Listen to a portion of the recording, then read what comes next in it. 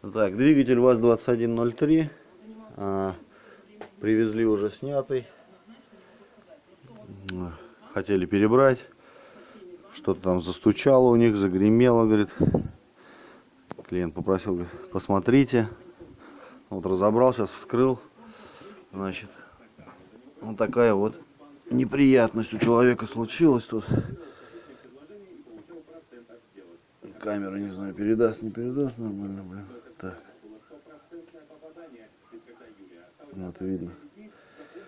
То есть коленвал лопнул вдоль щечки. Сейчас мы его вскроем, блин, так будет лучше видно. Ну, в общем, вот в этом месте.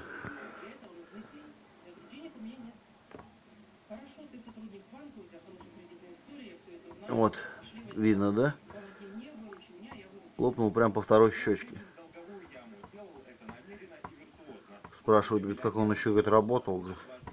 Ну вот, так вот работал, крутился пока мог.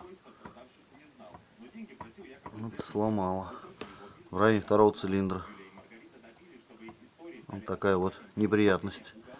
Коленвал будем менять. Надеюсь, дальше в разборе будет видно, какие еще дефекты.